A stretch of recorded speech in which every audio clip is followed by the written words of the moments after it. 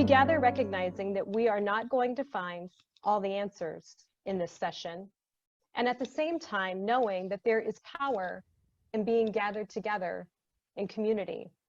Everything is shifting, and we make the best decisions that we can with the information that we have at the moment, and then reassess and do the same again and again. And so coaching and its thought lends itself really well to this situation, because we need each other, and I think this kind of leadership forum is exactly the kind of thing that I find helpful in the church right now, because there's not one way forward. We're all figuring it out together. How do we do justice, love kindness, and walk humbly with God faced with COVID-19?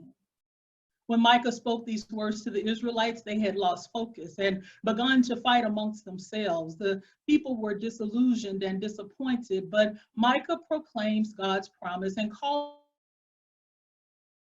them to a way of life that centers love for each other and for the world. Who is it that we need to love actively in this season? For whom do we need to advocate justice during COVID-19? This virus extends beyond fevers, coughs, and shortness of breath.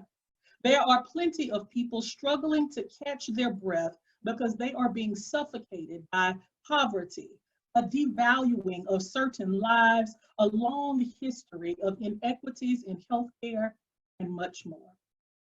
With another thing that's been sustaining to me, it's been Romans 5.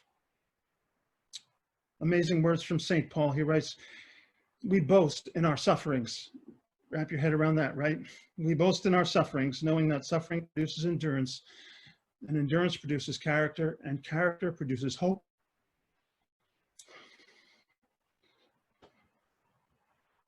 And hope does not disappoint us, because God's love has been poured into our hearts. Beloved, we are a reforming faith system and community, an institution, a church called into existence to challenge the power of imperial oppression. But empire has a way of co-opting institutions into systems that support the status quo, even if that status quo is white supremacy. And one of the things that my mentor, Art Lewis, would often say to me and help me to tell people that different does not mean deficient. There is a blessing in diversity and bringing the gifts that we have to each other. We have the opportunity to do some great things in this church. But you have to begin the healing journey, as I've said, but also you have to get beyond the fear of doing the work. You have to get beyond the fear of building relationship with people who are different than yourself. And you have to get beyond the fear of what the system will do to you if you speak truth. And I'm honored to be invited to join you today and the first Wednesday of every month for the next 6 months to hold space for the sacred work of grief. We are custodians of the gospel. You know, I always like how Karl Barth said we need to read the Bible in one hand, but we need to hold the newspaper in the other, you know, so that our faith doesn't just become a ticket into heaven and a license to ignore the world we live in. I've been engaging anti-racist subject matter and pedagogy my entire career, and I've yet to get through a year in which either my work or my teaching isn't characterized within the confines of comfort or lack thereof for my white students or audience. And by comfort, I am referring to the idea that those within the hierarchies of privilege feel inherent rights to feeling comfortable at all times, especially during moments of cognitive dissonance. Let that idea sink in.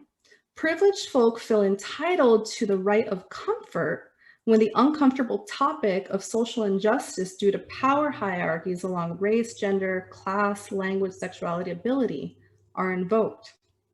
Look for the women. Midwife ushers in life. a midwife recognizing that this moment in time, during this occurrence, there is new life being born. And I am here to welcome it and to help it come into being.